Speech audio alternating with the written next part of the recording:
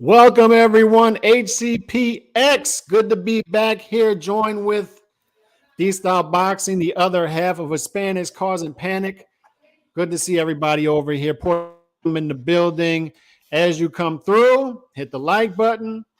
And also leave a comment so we know who's rolling through. D-Style, how you doing tonight? Doing really, really good. Ready for this raw show, ready to get this started. And we got Leigh Wood, Lara. We got Neary back in action. Got some Mexicans back in action this weekend. And first of all, I didn't like some things you said tonight. You're not a believer in Leigh Wood? You're not a believer in our guy Leigh Wood? There's people that believe that the Statue of Liberty disappeared. Like, what I mean? There's people that believe a lot of nonsense, but it is what it is. You know what I mean? Look at this.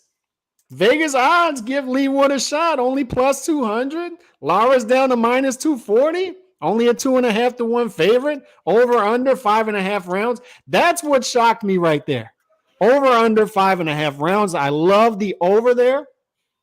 I don't like the disrespect of Leigh Wood here, because it just seems like everybody's expecting Lara to come in here, destroy Leigh Wood,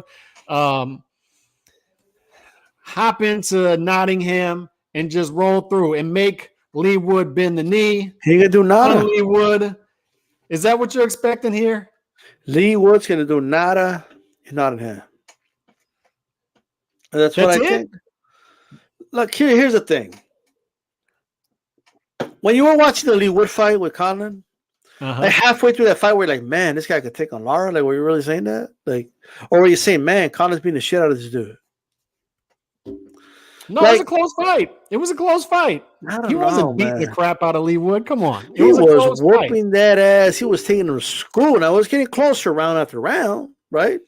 Mm-hmm. But that Homer Simpson style, it just isn't going to work against Lara, bro. It just isn't. Like, to beat a fighter like Lara, you have to be elusive. You have to make a miss. You have to make a miss and pay. You need a jab. You need to twinkle toe him, pivot around him, not engage with him, make him frustrated, and talk about how you ran from him all night. And so that's how you beat a dude like Lara, bro.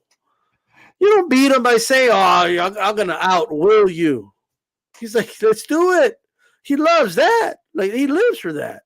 You're doing this job for him at that point. All I'm saying is, I seen dudes like Leigh Wood. I mean, whenever there's a fight over here, okay, in La Plaza de Toros, right? Okay, whenever the bull rings over here, when they do fights and stuff, I see the 15-year-olds, slug it out. I see Leigh Woods all the time. Dime a dozen over here, a peso dozen. Whoa. That's major disrespect to a dude with the real title, fighting for a real title anyway. One of the top 5 in the division, and you're going to disrespect them like that. Mauricio Lara is just going to roll in it. So you like the under 5.5? He's going to show up, right? And he's going to mug him in front of everybody. Okay, that's what he's going to do in front of the whole world. Like, that's what he's going to do. And while I can't guarantee he's going to bend the knee, who knows? He might be out on his feet. I don't know. But I think at some point he's going to think about it. I believe there's a good chance, an excellent chance, he's going to bend the knee in this fight. Not going to happen. Not going to happen. Now, if Lara, there's a chance Lara beats Wood by stoppage. Good chance of that. In fact, that's what the betting odds tell us is likely to happen, right? But if that happens, it's not going to be a bend the knee type fight. Bend the knee. Leigh Wood is not the type of dude to bend the knee. That's not what's going to happen here. Bend the knee. You know what's interesting about this fight is Lara's going to come out. Lara's going to be Lara. Leigh Wood's going to realize I can't outbox this guy. I can't keep this guy off of me. It's not going to happen. And guess what he's going to do? He's got that Nottingham heart.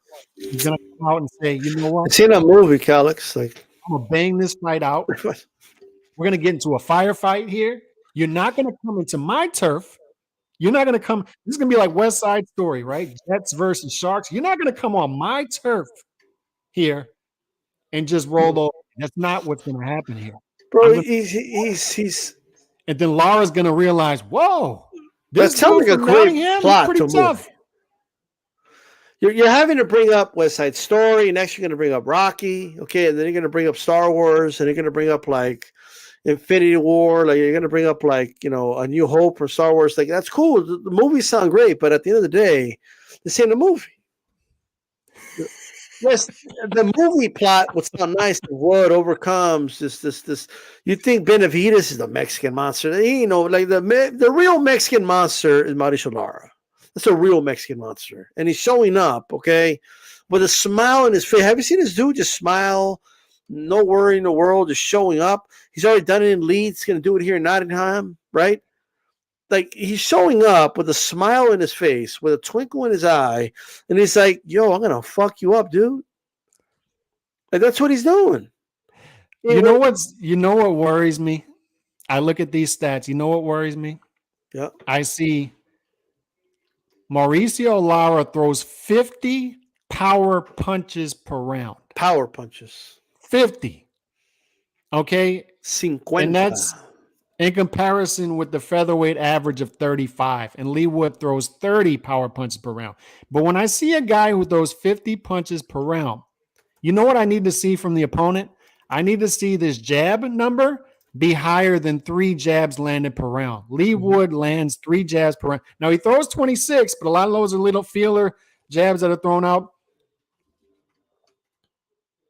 He's landing 11% of his jabs only, and he's landing 3 jabs per round. That's the big red flag to me. That's the worrisome part of this is Leigh Wood is going to have a guy that throws 50 power punches per round, and he can't keep him off of him with the jab because he simply doesn't have that jab. He's got a size advantage.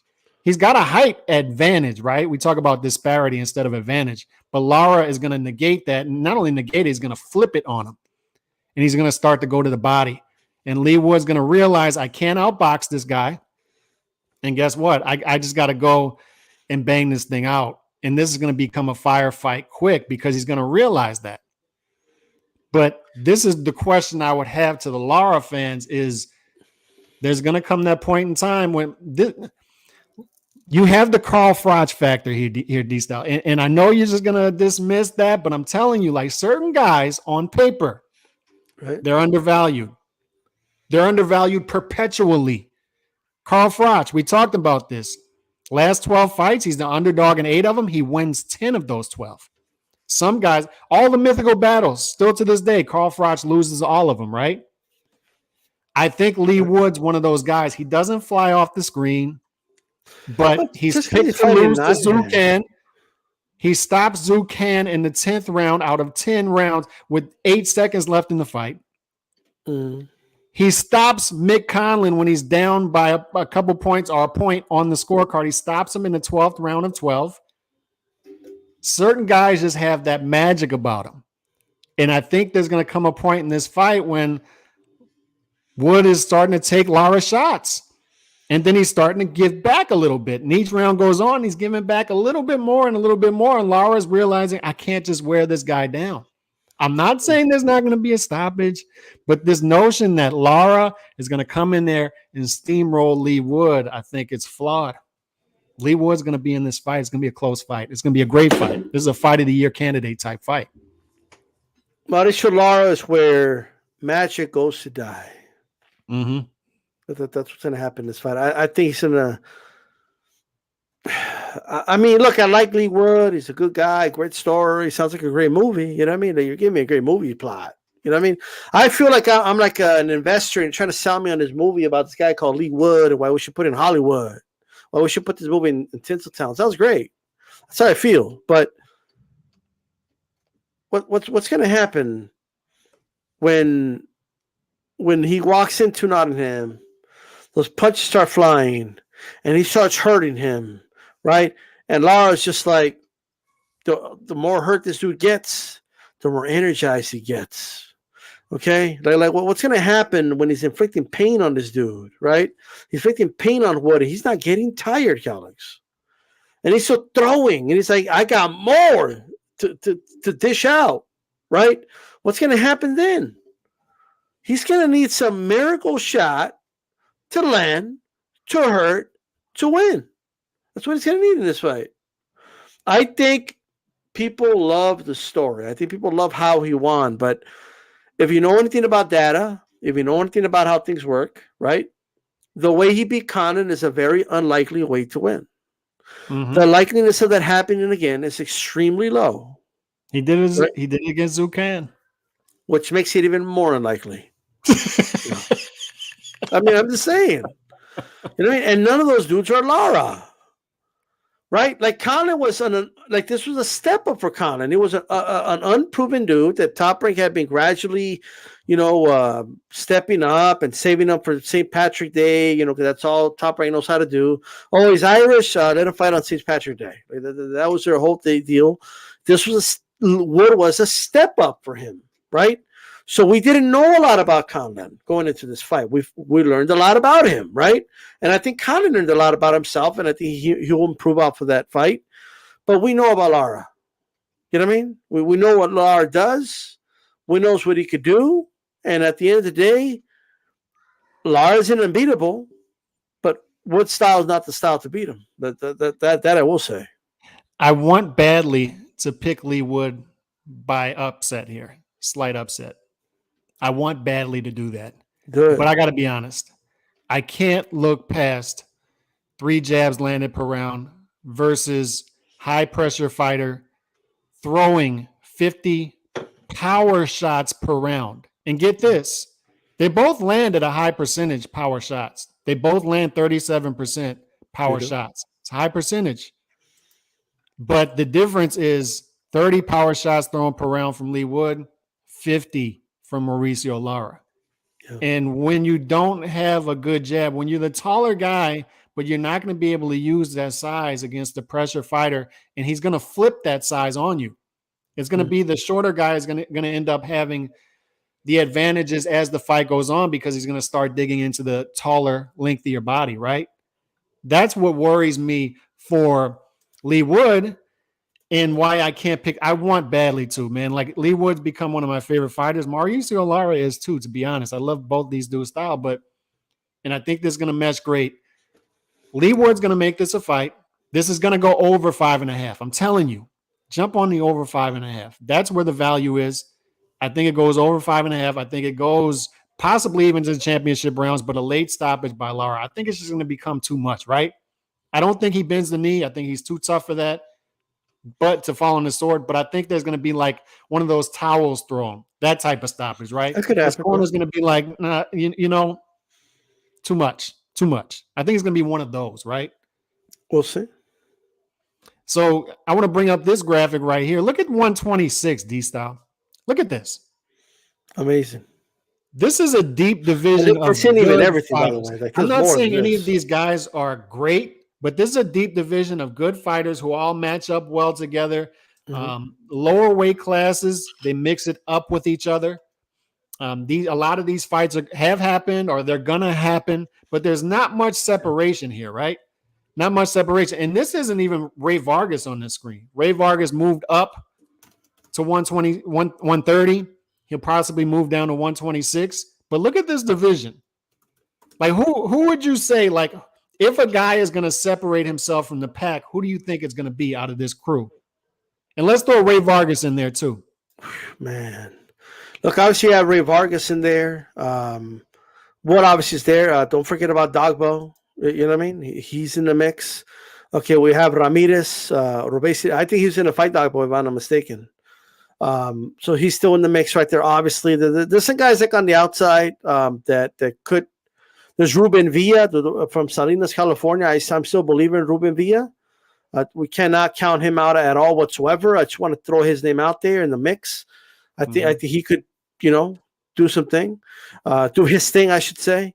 So we have some guys out there that can. Raymond Ford, he's on the come up, obviously, from the U.S. So we have some names that we can look out for, right?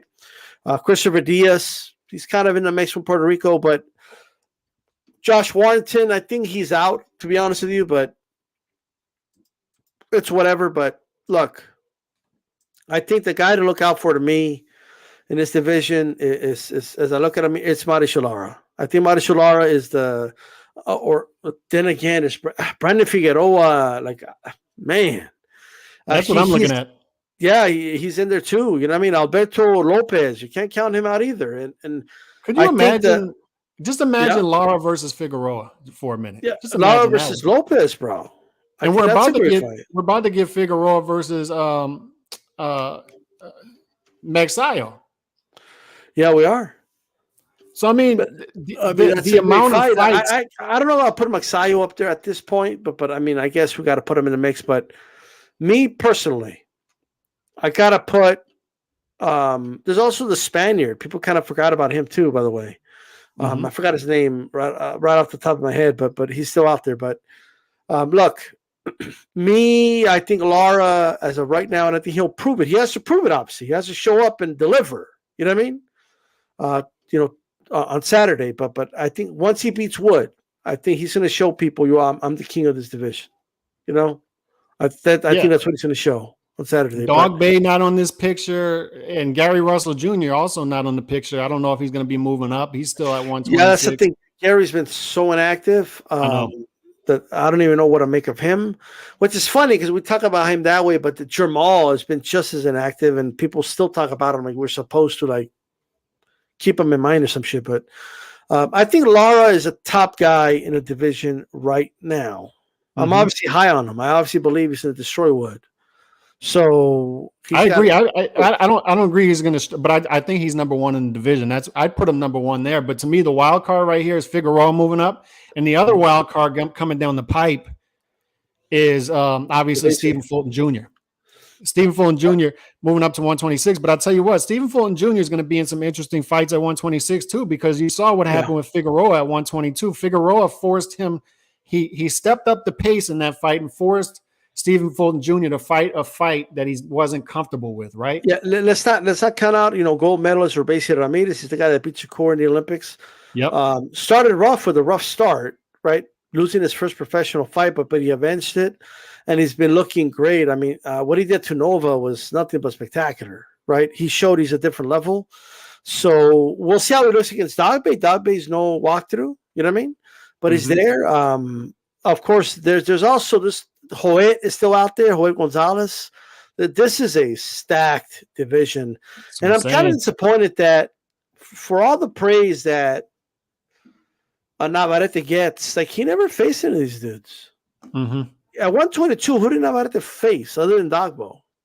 Yeah. Like he kind of got a pass for not fighting any of the top dudes, if we're honest. You know what I mean? And then now, like here we are, we got Lara out there, we got Wood, Conlon, Warrington, Robeisy Ramirez, Figueroa, and I feel like he skipped over to 130 without ever having to prove anything. And so I just wanted to throw that out there, but I'd pick at least half of these guys. I got to be honest. I'd pick at least half of these guys to beat Navarrete. That's crazy, right? To think about. So. And then Fulton Jr. moving up, and then who knows? Like a year from now, maybe we'll see Inoue skip right up to 126. Right. You never know. So I mean, this seems to be like I keep telling people the lower weight classes. Once you start getting under 130, it resembles more of a sport. There's less separation in these divisions. Besides 118, when Inoue was separating himself from everybody, right? This is one of those type of divisions that's like. Good Lord. Yeah. And there are many different things you can do with this division. So I love it. And I agree with you. I think if somebody's going to separate themselves at 126, I think it'll be Lara out of all of them. I just think he's the most solidified right now and sharpened. So that's just what I got to go with. So, by the way, Joe, speaking of Ireland, because I know everyone's high on Conlon, but John O'Carroll, I mean, he's still out there. Hasn't done much in the last couple of, since he lost to Tevin Farmer, he hasn't done anything. Is Tevin Farmer still around? Yeah, Tevin Farmer's fighting Mickey Bay soon. But at 130, or is he still at 126? I think it's 130. And by the way, so he's out, I think out of this graphic right here, to bring it back up, I think Mick Conlon's the weakest out of the 8. I do. You could, sure. I mean, I think he's the weakest out of the 8, and that's not a disrespect. I just think I'd pick all those guys over him head to head. Let me ask you this. And let's say this total hypothetical. In a way, let's say he beats, Fulton, Mm-hmm. and then he beats like a Neri or somebody like that, and so he kind of fulfills 122. And And this is a ways to go, but how does he match? Because he's undersized, but can in a way maybe in 2 years or so,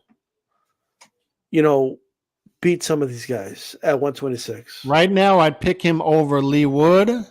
I'd pick him over Mick Conlon. Everybody else, I think, though, he beats Warrington. Yeah, and I'd say Maxio too. I think The he other beats guys, Lopez. I think it gets a little bit dicey, especially like Lara Figueroa. I think it starts to get dicey size, there. Yeah, you're right. Size and just what those guys bring to the table, keeping those guys off of him. I think that would be the issue for Inoue. Right. But I think that's Inoue's already hinted at he wants to go as many divisions as he possibly can. So he wants to be a Manny Pacquiao type guy. Nobody's ever going to make it up that high, but he wants to be one of those. Don't let Inoue hear you say that. He might be like, well, yeah. So I'm sure everybody's been following the story that dropped this morning. We've all sort of given our thoughts on it. Tank Davis. And by the way, y'all hit that like button as y'all come in. Leave comments. We'll get to them. Tank obviously pled guilty to all 4 charges, and it pushes the sentencing back to May 5th. He basically said, I waived my right to a trial. Let's go to May 5th and let's get this fight done April 15th. Now, I sort of disagree with some of the sentiments about that Beeb has made, sort of he doesn't think the fight's going to happen. I've always felt like the court date was the thing that would be the real obstacle here. And now that we're clear of that, he's got another date, another arraigning next week with the other thing, but I think that's going to be fine. We clear this obstacle. And Oscar De La Hoya said earlier, we've already signed our part of the agreement. We've sent it back. So Golden Boy seems to be fine with their end. I think this fight's happening at this point. Okay. So the first question I'll ask to the chat, I'll ask you, and I'll give my thoughts on it before I kick it to y'all, is distractions. Is this a distraction? He's a 2.5 to 1 to 3 to 1 favorite. Is this the type of thing that's going to make those odds start to even as people see this and they're like, you know what? He's got sentencing 3 weeks later. He's got a lot going on. Could this be too much of a distraction for him going into a big fight, the biggest fight of his career? Like I said, this is uncharted territory for Tank Davis to begin with. It is. He's never been in a close to even odds fight like this. This is the biggest fight of his career because generally what they've done is put a cheap B-side in there to fight him. Ryan Garcia isn't a cheap B-side, so this fight has to sell in order to make money. A lot going on here. A lot of uncharted territory for Tank Davis, and I tend to think like there's going to be some mental things going on. And I think Ryan's sitting over there. Ryan wants this fight. He's shown that. He's willed this fight to happen in the public. And I think there's going to be a lot of distractions here for Tank Davis. And I think it's going to affect his performance. I don't want to be a negative Nancy, but I don't think the fight's going to happen. Wow.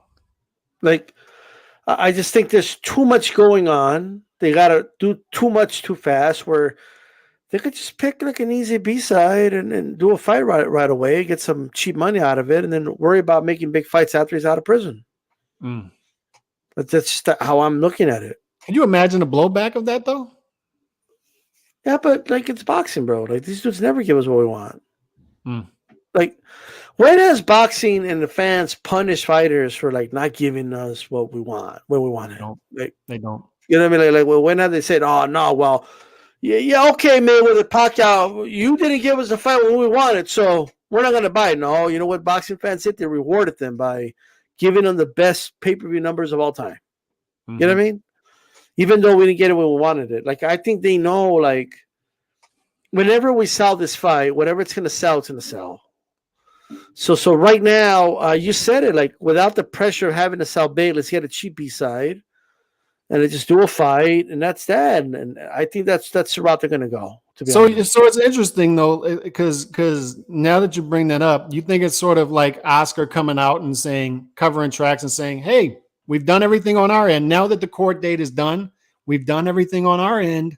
We've done everything on our end." Yes. And then if it falls through, there's his alibi as to it fell through because of them. Is that what you're saying? Because we're less than 2 months out and they still haven't announced it. 100%. 100%. But boxing is like when these guys are like when they have no intention of making the fights, they're playing a game of chicken. That's what they're doing. You know what I mean? They're waiting for the one side to say, "All right, I'm done," and then, "Oh, see, it was his fault." Like that's what they're doing. Like that's what they do to us all the fucking time. You know, another thing that's frustrating, becoming growingly frustrating, is they're starting to do this thing. The fight's very close. They reported the fight's very, very close. Yep. The fight's very, very, very close. I saw that today with sounds like an infomercial, right? Josh Taylor. It was the fight is three varies. The fight is, according to Bob Arum, is very, very, very close to being made. Usyk and Fury, very close to being made for Wembley. Not just close, very close.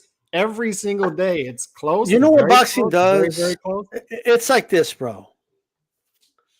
Have you ever like waited for somebody to pick you up, right, for anything? When you call them, you're like, "Where are you at?" "Oh, I'm just across. I'm across the street. I'm almost there." Right? But like you're hearing them like open the door to their house, and you hear the keys, and you're like, what do you mean you're here in Dyer across the street? Like you're just exiting your house. "No, I'm right there. I'll be there like in 2 minutes." 2 minutes later, you call them. "Where you at?" "Oh, I'm right down the corner. I'm almost there." And like they're actually on the other side of town. Like that's boxing, bro. You know what I mean? Whatever it takes to keep us put, right, while they're trying to sort it out. And I think that's the problem with boxing. The fights that get done, we don't hear anything about it. We just don't. It just gets done. Which makes sense. When two sides are doing business together and they're serious, right?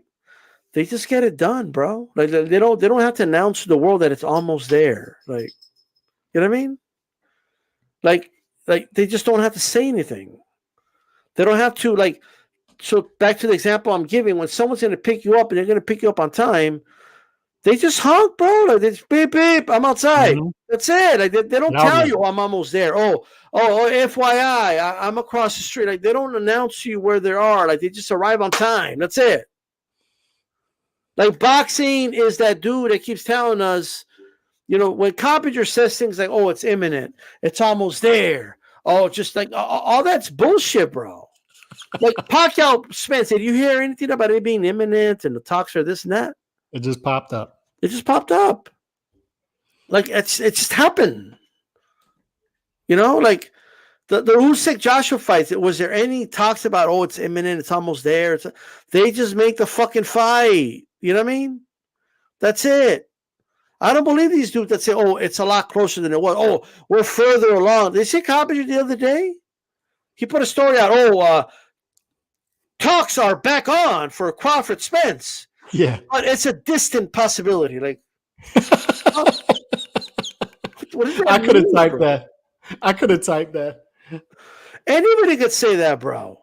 Anybody in the chat right now could give us this bullshit on Twitter, and we're supposed to believe it. He just wanted an article. To believe whatever they say, bro. Like no matter what, is this bullshit, bro. He wanted his article. He wanted his clicks. Times are tough. They need clicks and whatever it is. You know what I mean? And we're paying it with inflation. You know, like we're paying it with interest. That's right. You know, but these guys, you know, Dan Raphael used to criticize him for it. He does it too now. Dan's the one that came out and said that this Crawford Spence fight, it's all but done. In June. All but done. Hey, did you get the job? Yeah, I mean, it's all but done. The deal's all but done. Okay. So they get the deal or not? Like we don't say it in anything, bro. I mean, I'm just saying, okay? Like we don't. This whole idea that they could just like and you know what exposes it? Fighters that come out and say, "Yo, I found out shit that I was supposedly doing that not even I knew about." You know what I mean? But I saw the headlines about it. Like, this is crazy. there's another angle to this, the non-boxing angle that I wanted to touch on. You can give your thoughts on it or not. I just wanted to vent on it real quick. Is there seems to be a lot of people surrounding Tank in his career, from Showtime executives, top executives, down to commentators, down to managers, promoters, advisor, who seem to be outspoken about issues not involving boxing. They use their boxing platform to speak out on issues, virtue signal, quote unquote. But when it comes to Tank, church mice. This guy has a record, like he has a trend now. This is a track record of abuse, whether a closed hand slap, never heard of that, by the way, closed hand slap, allegedly, to charity basketball games, abuse there out in public, to now, not with the fist, not with the slap, hitting a pregnant woman with it's like the Shaggy song, bro.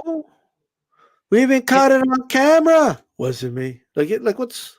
But there has to come a point in time when people start to call out this hypocrisy and say, look, if you want to be outspoken about A, B, C, D, E, F, G, your guy, letter H, your guy here who has a clear track record now, and we've never heard you publicly speak on it.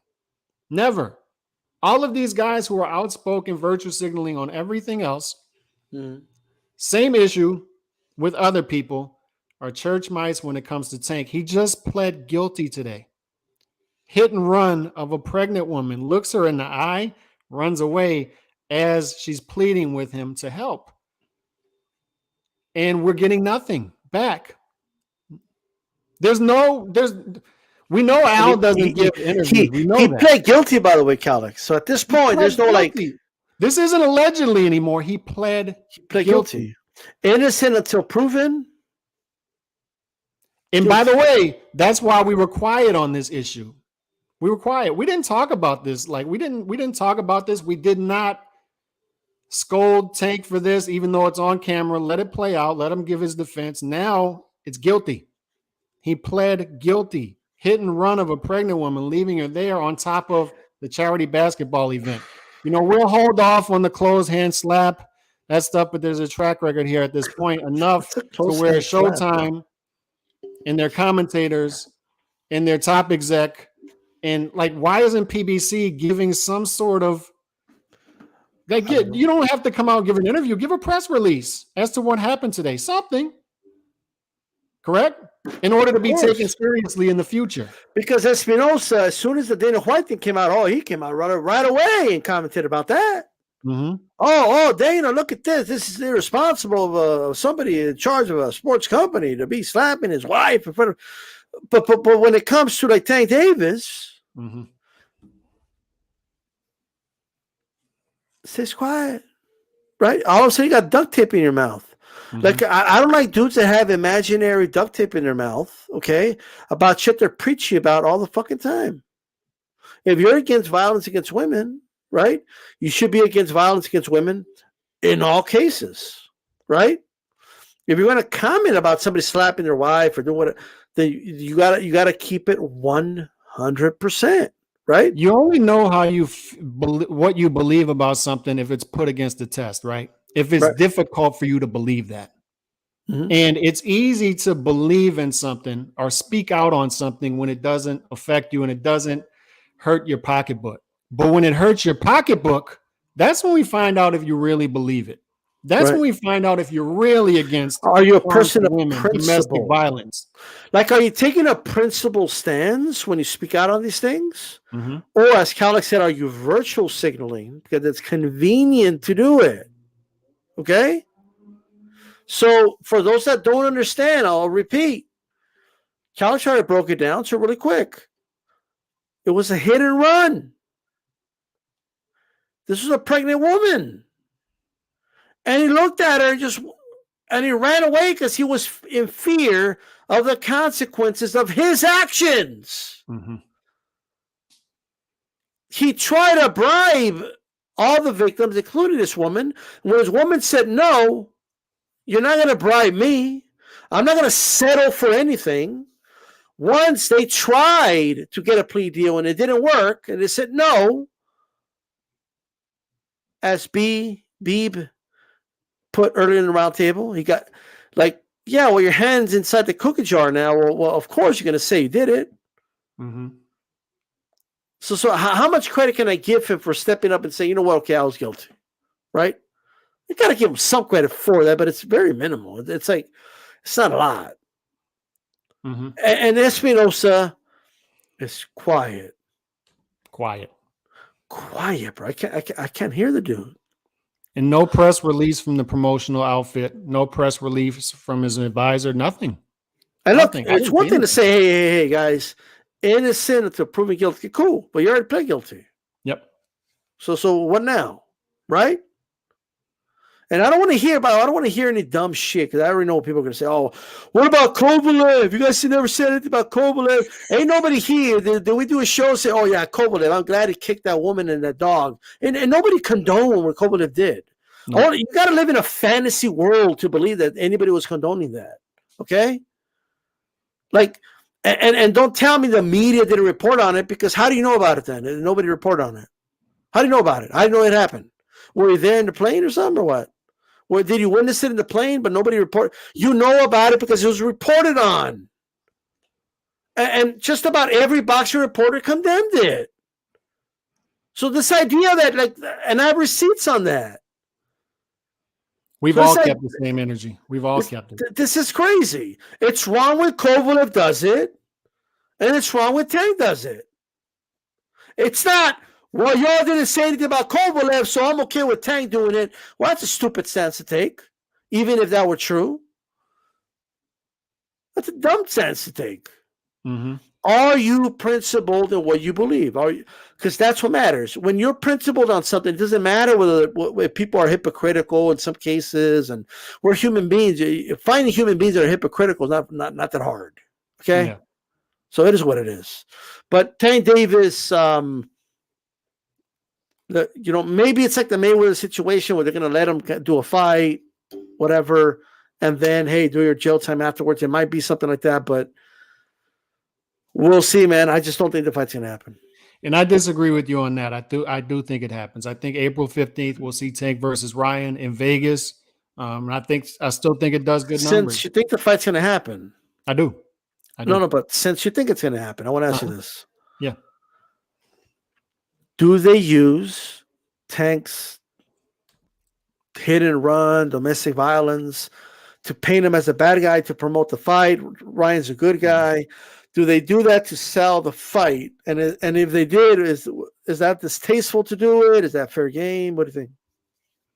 I don't think they will. I from the track record I've seen up to this point, I think they have to announce. I think they have to talk about it, the commentators, before the fight, right, leading up to the fight.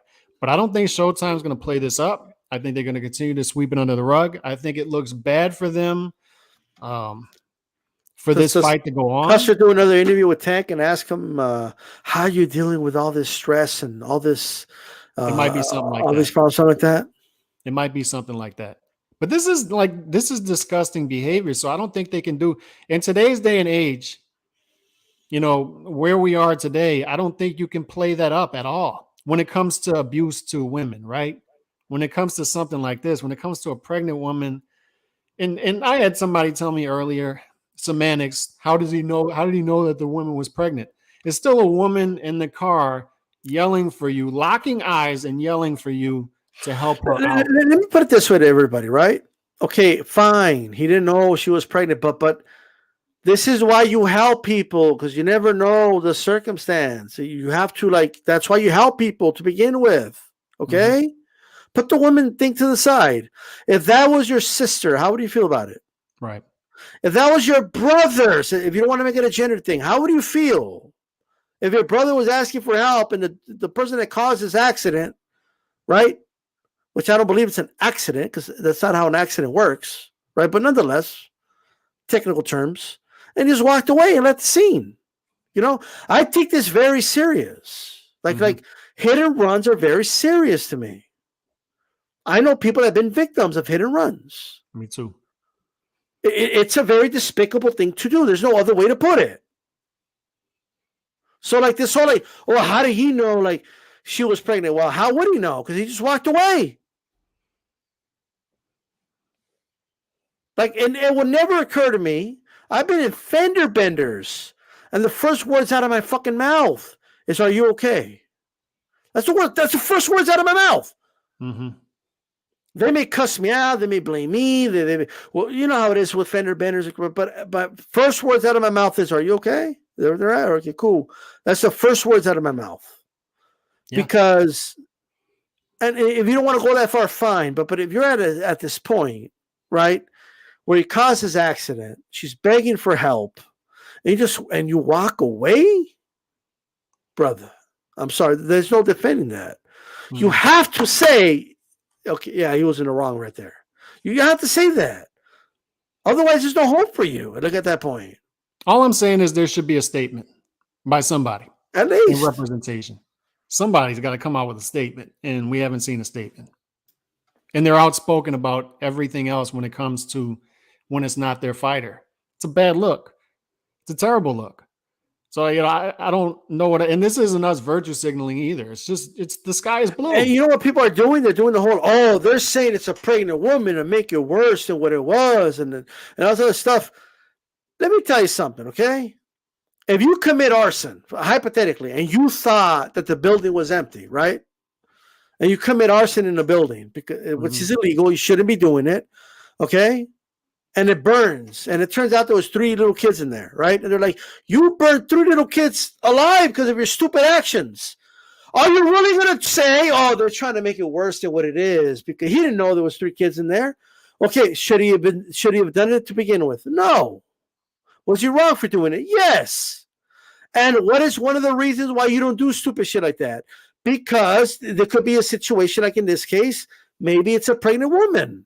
Okay, maybe the person in there is handicapped. Maybe the person in there is short in breath, or maybe they're in a situation where they might die. Like that's why you render aid. Like it's not that complicated. And they need aid because of what you did, which makes it worse. like she doesn't have to be pregnant for me to say it's wrong. It could have been a 6'10" dude. It could have been Tyson Fury in there. You hit him, and he's injured. He's like, "Mate, help me, mate." And you walk away. You're a piece of shit. It doesn't have to be a pregnant woman. Like, help me, mate. Well, whatever. Like, you know what I mean, bro? Right? Like, if that's Shaq in the car, you just hit him. You're like, help me. You just walk away. Yeah. Like, what are you doing? It's not. Yeah, like Christine said, who raised you? Who raised you? Come on. Do better. To lighten the mood, though, have you seen this meme? This is the funniest meme I've seen in quite some time. Yeah. In boxing. Have you seen? I've been saving myself 600 days. 600 days.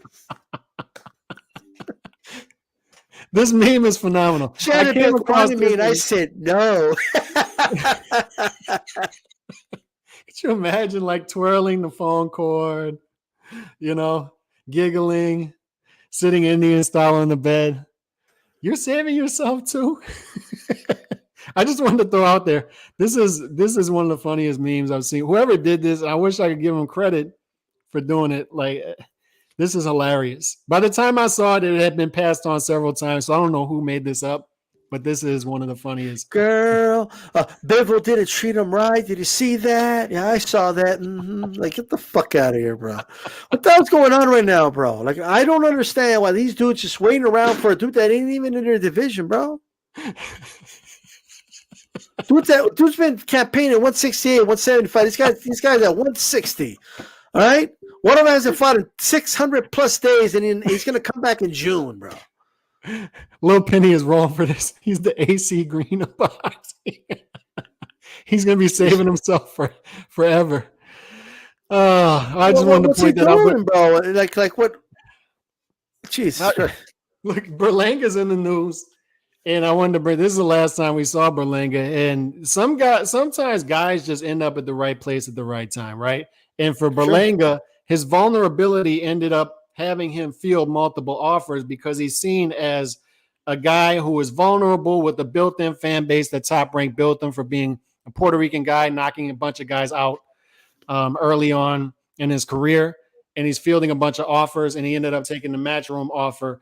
So here's the question people played this multiple different angles. I know Eddie is dangling that carrot out there, right? Yep. Canelo on the back end. Do you think, let's say that's Canelo would be the third fight for Berlanga. Okay. Do you think Berlanga makes it to Canelo without losing? Because I do not. I think Berlanga's It depends who they put him in there with. It depends who they put him in there with. Like, dude, I'm telling you, like, he looks very vulnerable. Very vulnerable. Oh, look, let me tell you something. And Berlanga's a guy, right? Mm-hmm. That this is my personal opinion. If we still had Friday night fights, he'll be perfect, like for like something like that. You know what I mean? Look at this. Like, yeah, I don't know what that, like, bro, like that's disgusting. How he's biting the dude, like this is crazy. But this is the dude that what Eddie Hearn is doing is very, trying to tell us he's going to fight Canelo. It's not going to happen. But here's what Eddie Hearn's doing, and it's smart. Like, think about it. People will call Eddie Hearn a lot of things, okay? But one thing you can't call him is dumb. You know what I mean? He's a very smart guy, okay? Now, if Eddie Hearn hears this, I don't want him to get too big at it. You know, I have other things to say about you, Eddie, but at least you're smart, though. You know, I'll give you that. But here's the thing.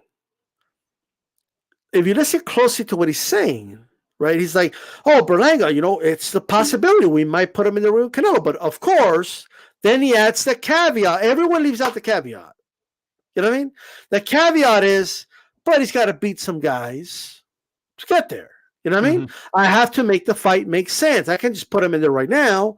He's got to beat certain guys. And if he gets the right wins, then we could think about maybe putting him in the ring with Canelo. What's he doing?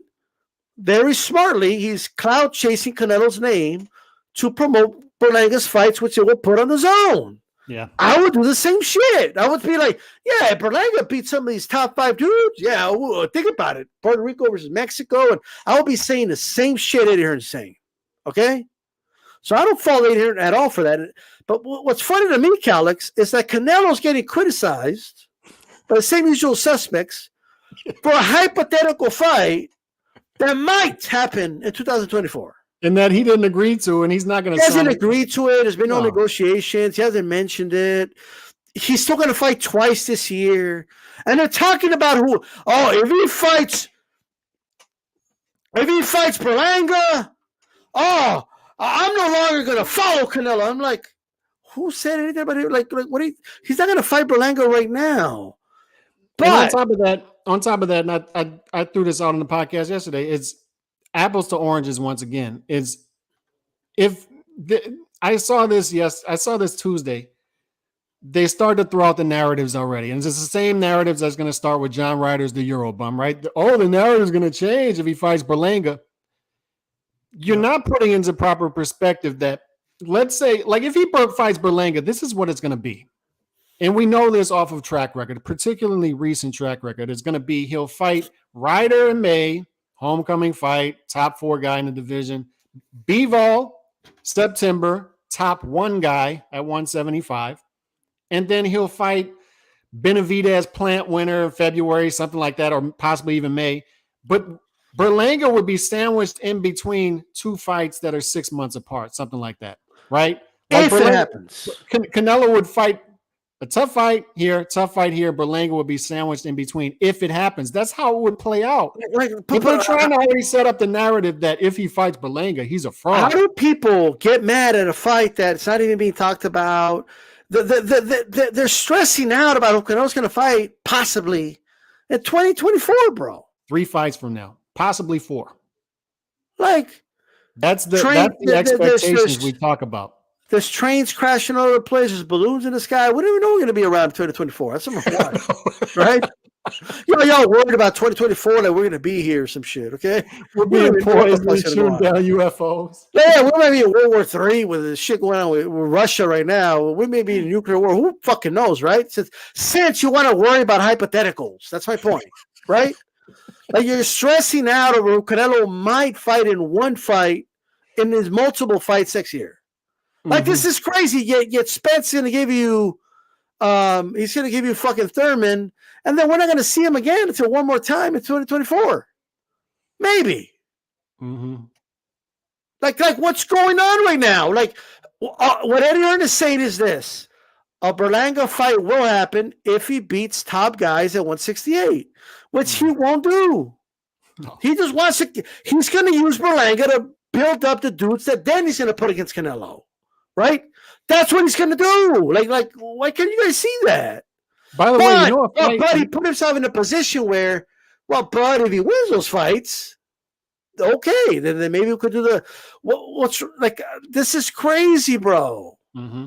This is insane. That's a fight you can dangle out there for Golovkin, by the way, if he wants to move up to 168. Trust Fund Eddie can dangle that fight out there. They could do that fight. They could do a lot of fights. But at the end of the day, shout out to Bruce Gross, by the way, and in the ring with Christine.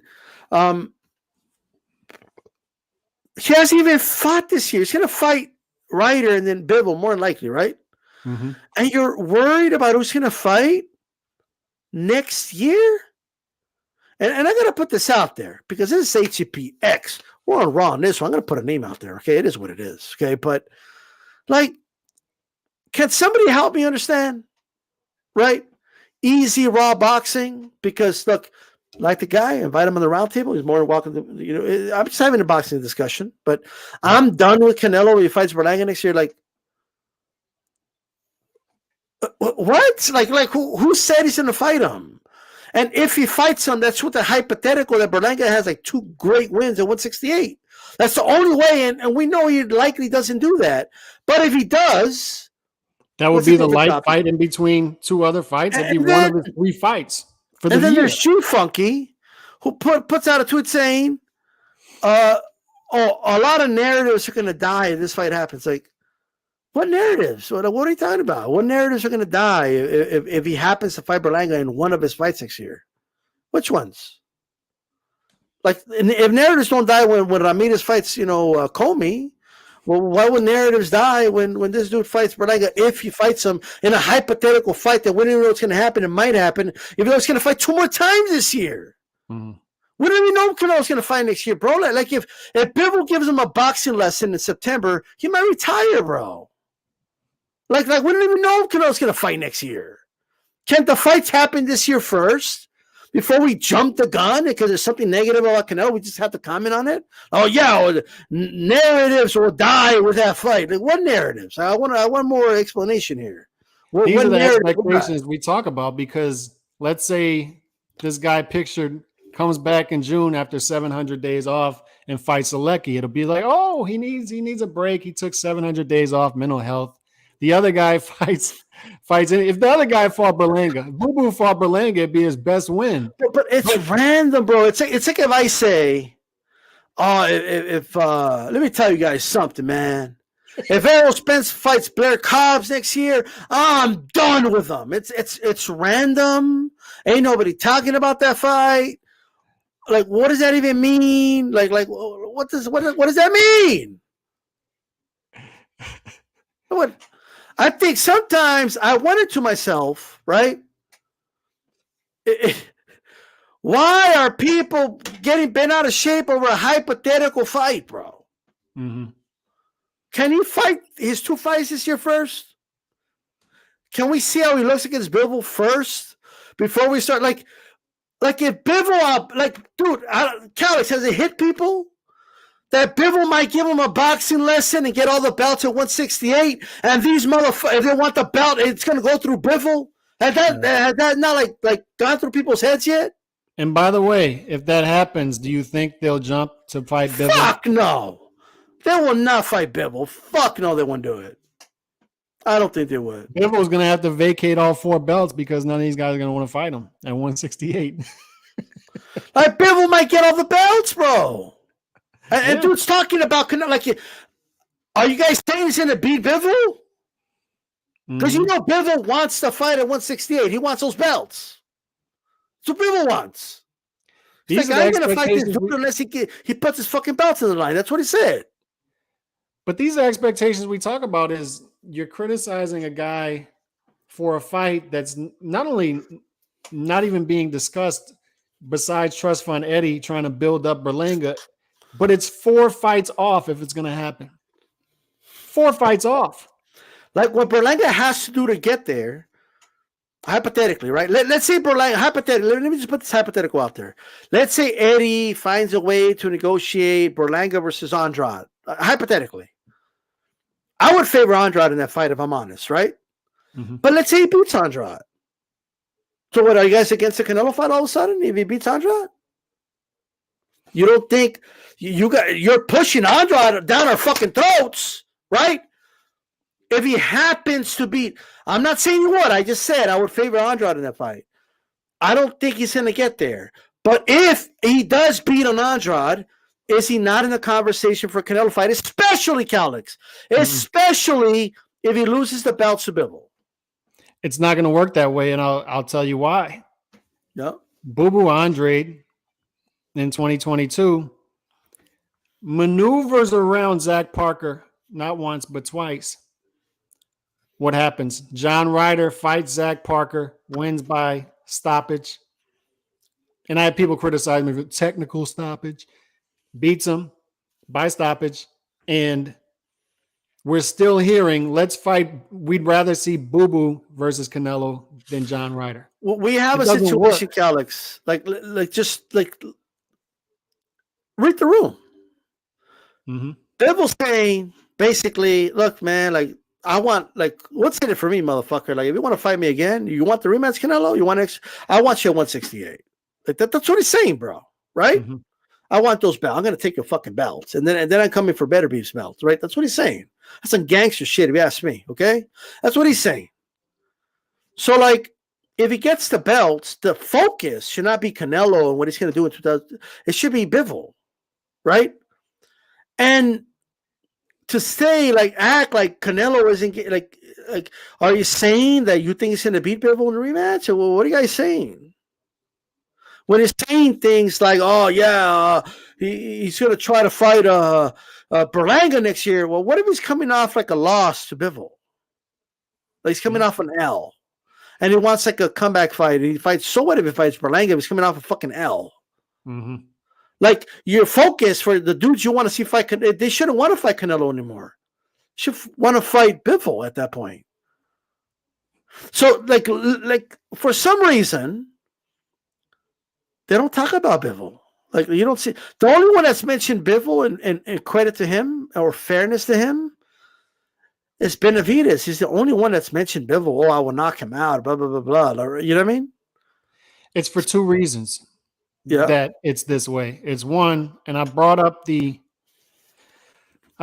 comparison before. It used to be in college basketball. Duke was the standard. Even when Duke lost the year before, they were still the team that everybody was gunning for. It could be North Carolina would have won, Kansas. The next year, everybody was still gunning after Duke. They were always the perpetual. Like Brazil with national champion, even if they didn't win.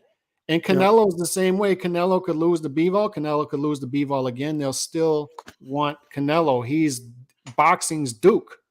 He's still the cash cow. He's still the person everybody wants to see on TV. Duke could lose the year before. They still got all the ESPN dates, all of them. It's the same thing. And the other thing is they don't want to fight Bivol because they see the CompuBox numbers. They see that he's defensively the best fighter in the sport, right there with Shakur Stevenson, mathematically. Same thing. He's the most versatile fighter, according to CompuBox as well. He can do so many different things. They don't want to deal with that. They don't want to deal with it. They'd rather just keep calling out Canelo because even if they lose that fight, they get a ton of money and get cashed out like a Billy Joe Saunders. So do you remember when Jamal ran up on Bivol? Right. And Bivol was like, what are you talking about, bro?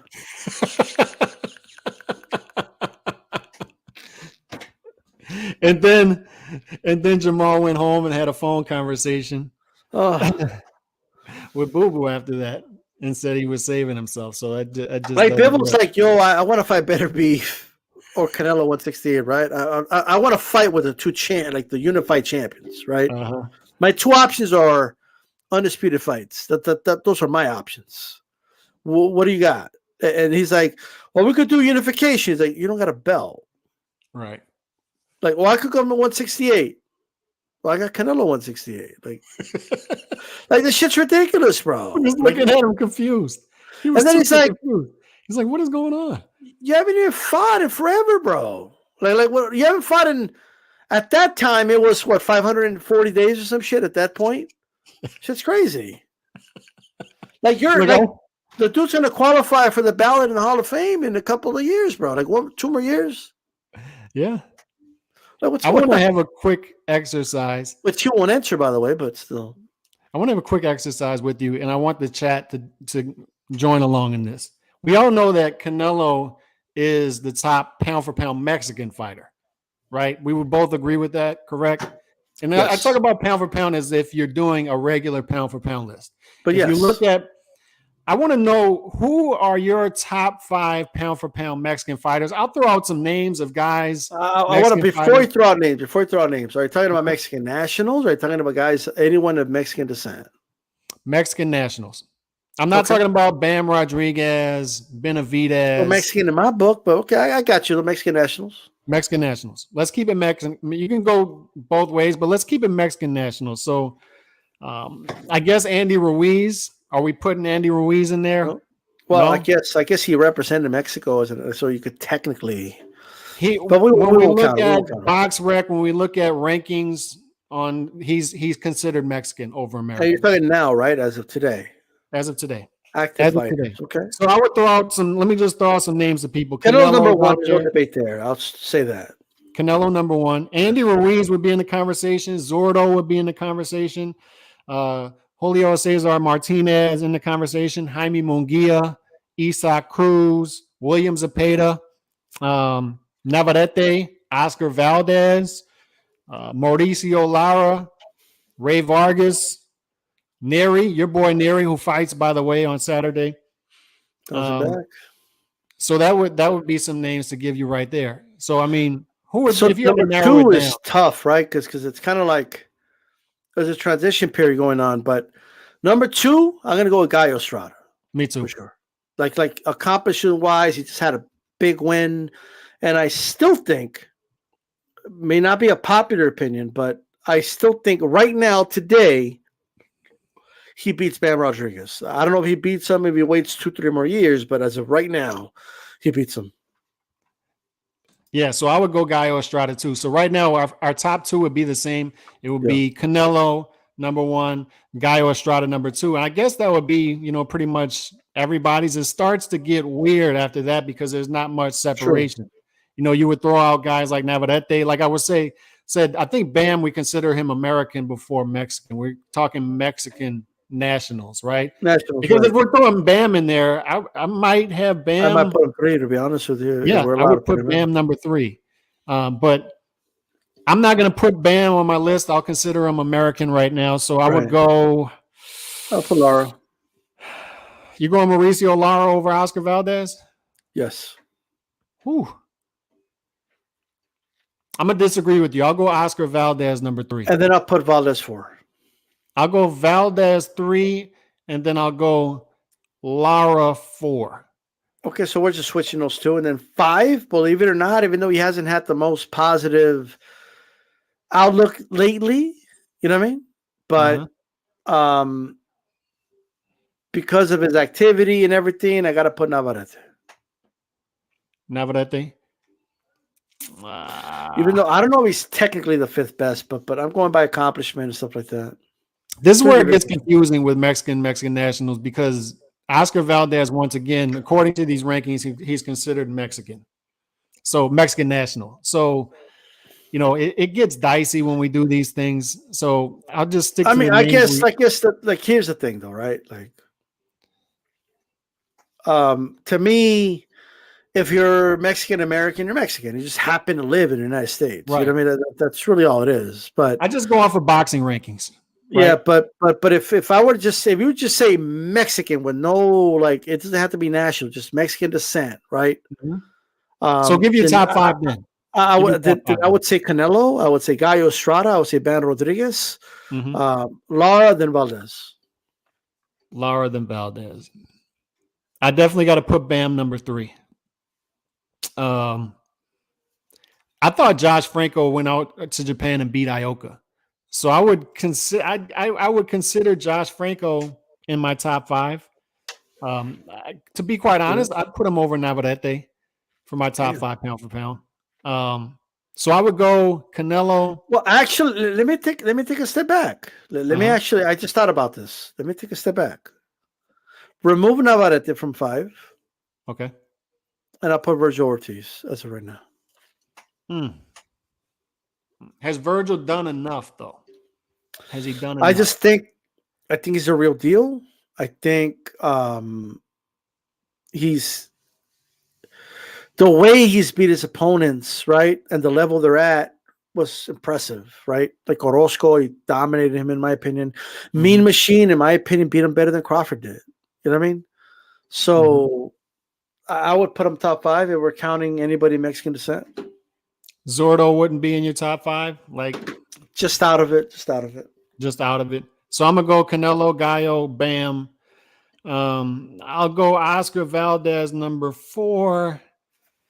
And I'll go Josh Franco number 5, but it gets tough. I mean, because the thing is, there's a lot of up and coming Mexican fighters that they're at the cusp of like proving themselves. William Zepeda. Yeah, William Zepeda's there. I mean, you can't count him out. You know what I mean? Isaac Cruz, obviously, he's in the top 10 for sure. Zepeda would be my top 10. He'd be somewhere around like 8, 9. You have a good point about Joshua Franco. You know, you can't go wrong with him. Now, a lot of people actually argue that Gallo Estrada should go above Canelo, right? I don't personally think that, but that's an argument. I understand that argument too. You know, because of longevity, how long he's done it. It's and you could argue 115 is a much tougher division than 168 and 160 was for Canelo, right? There's a strong argument for that. I think but you can't go wrong with either one. But I'm going to personally say Canelo. That's closer than people think. Like that's a legit debate. Yeah. Really like I think it's like Canelo, Gallo, and then like third is a distant third. Yeah. You know what I mean? Yeah. Like if there was a podium, like first and second will be very high, and then like third is like way down here. You know what I mean? And it's like the battle for third is real. Like it really is. If you would have asked me a year and a half ago, I would have had Navarrete the top 3.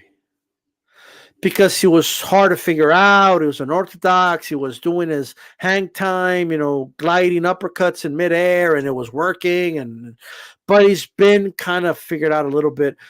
People saying Julio Cesar Martinez in the mix. Yeah, of course. Top 10 for sure. But I think sometimes like he took an L hard, bro, and Chocolatito. Like, you know what I mean? Mm-hmm.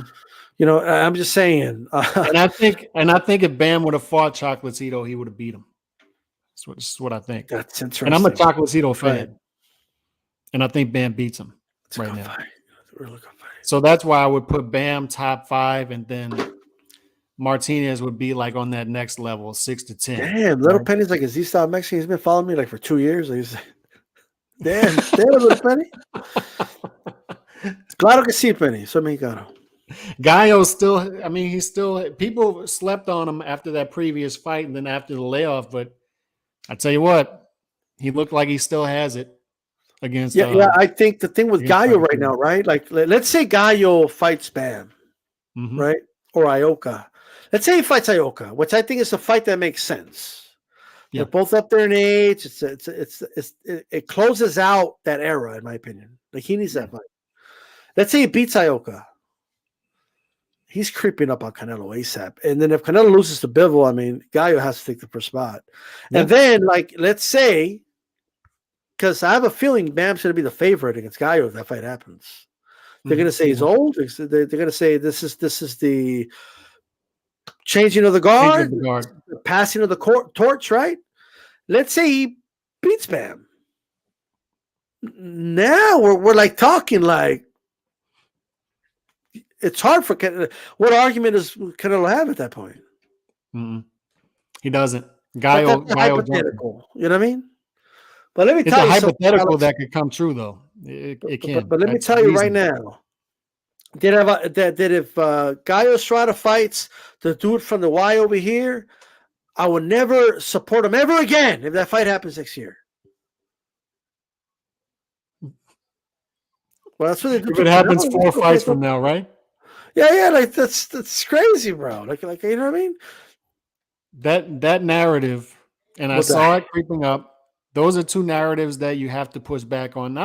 It's not being a Canelo fan defending him, it's defending boxing. Because if you want to see more guys be aggressive, go for legacy, you have to support.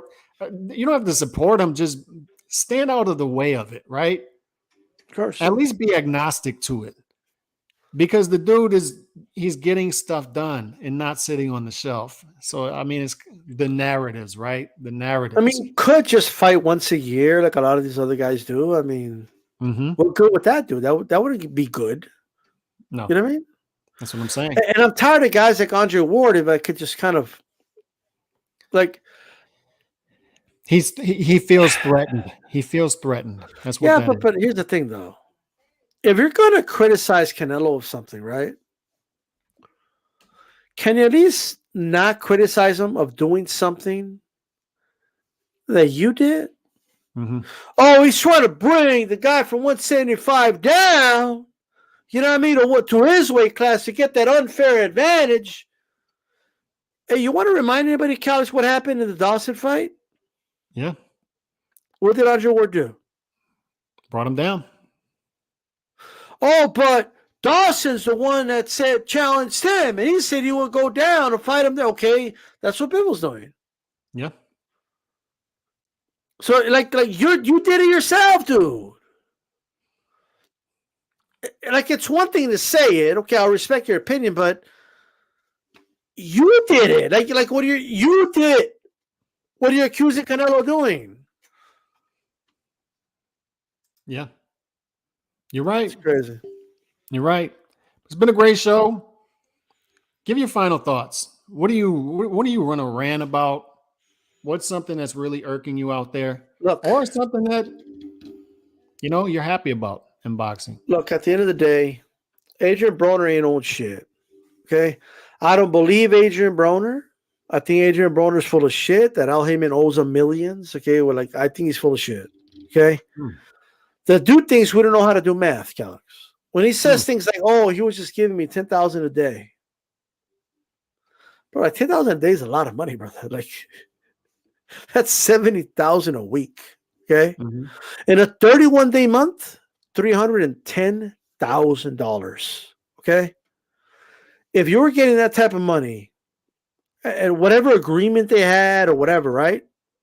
Maybe Al Heyman was taking care of his taxes and his baby mama drama money, with the child support. And then he had him on a fixed kind of plan to pay him in payments.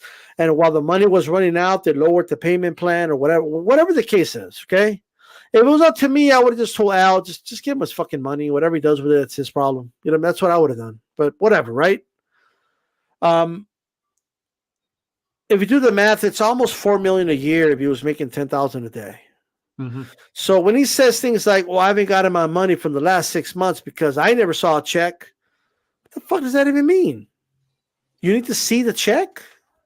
Like, you need to see the check that says $10,000 every day to go cash it at Walmart's, First Convenience Bank for it to count? No, like, however you accepted the money, all right, is how you accepted the money. Okay, you weren't complaining when you were flushing money down the toilet and shit. You weren't complaining when you were relevant. But you know what I think happened, Callis? I think the money ran out. I think that's why they lowered him down. When he only had a certain amount of money, they had him at $200 a day, right? He didn't like that. He got used to a certain lifestyle. He wanted more fights. There was, like, PBC couldn't get him the fights at the price that he wanted. He got frustrated, and he took it out on Al. Like, I think that's what happened.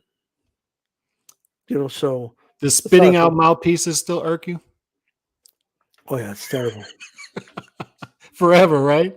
That will forever irk us. And for the love of God, Leigh Groves, we agree with you. Stop with the spitting out of the mouthpieces. Do you agree that it should be an automatic? Like, if in the case of a knockdown during the count, if the fighter spits out the mouthpiece deliberately, in my opinion, it should be an automatic TKO because that's a sign of resignation. That's how I feel about it.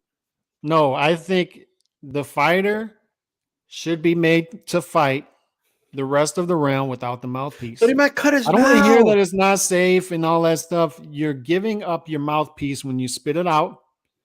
fight the rest of the round without it. You shouldn't get even, because even if we're, and I think a DQ, I think that's a little bit extreme, because the reason I would stay away from that is there may be some moments where a guy accidentally. When in your life, you've been watching boxing forever, right? Yeah. When have you seen a mouthpiece accidentally get spit out of a mouth during a count? It happens, but yeah. When have you seen it? Like what? Yeah. Like I'm just saying, accidentally, not fall out. Like, let me give you an example. When Tyson was knocked down against Douglas, right? The mouthpiece came out of his mouth, like, and he was hanging on to it. He tried to grab it, like, okay, you could discern right there that was not intentional. When Matisse clocked Garcia and the mouthpiece flew out, you could see that wasn't intentional, right? But when a Diego Corrales, and God bless him, he's one of my favorite fighters ever to watch, but he did my boy Castillo dirty. Okay, yes, I'm bitter. It is what it is. But he kept spitting out the mouthpiece. Yeah. He was deliberately doing that to buy time, right? So I just think that in that specific case, it should be a TKO victory for the opponent. That's my opinion. But if it's during the fight, I agree with you. Like, make him fight the rest of the round. I agree with that. Outside of an actual count occurring.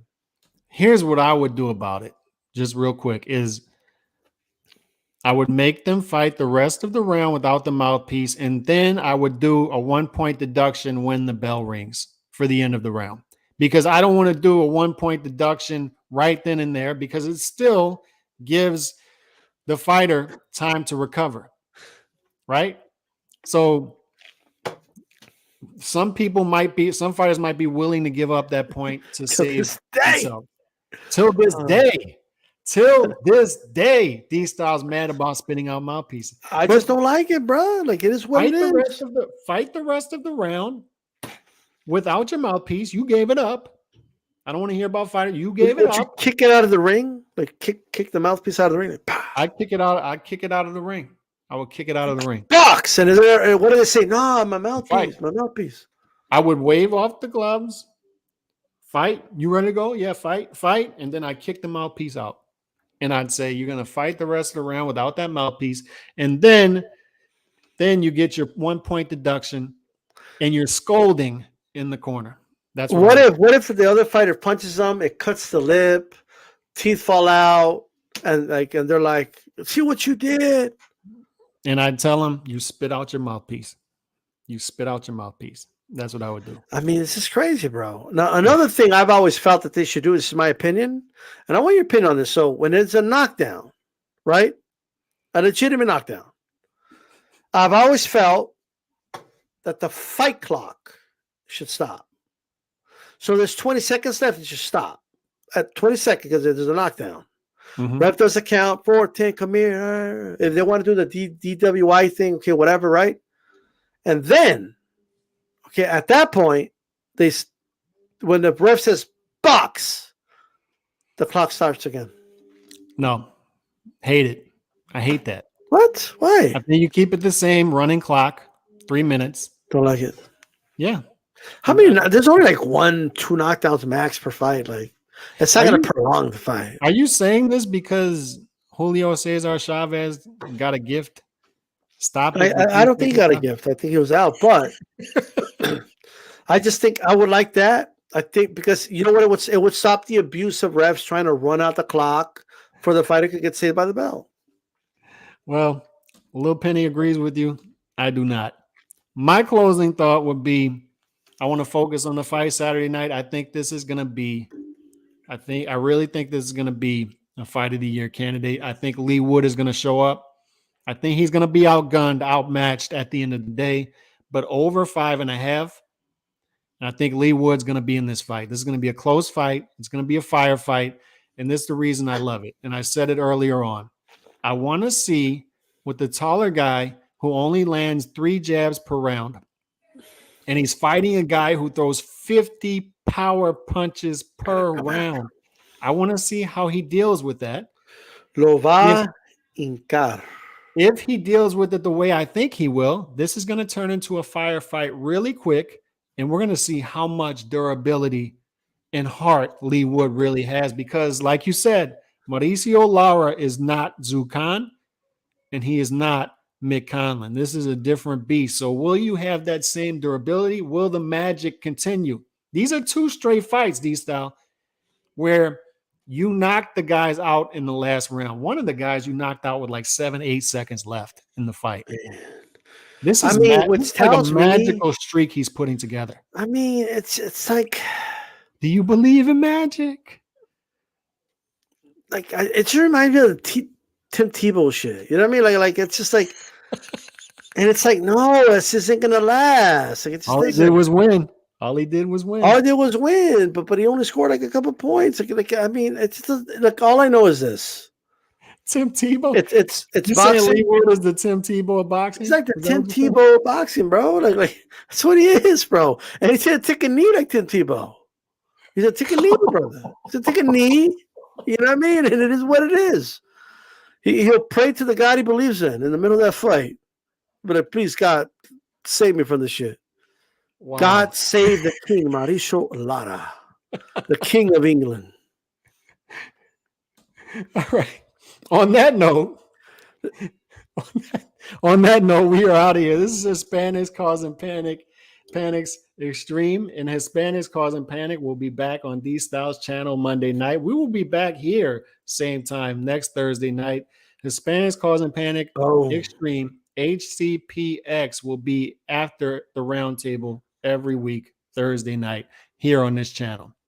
Thank y'all for swinging through. Thanks for checking us out.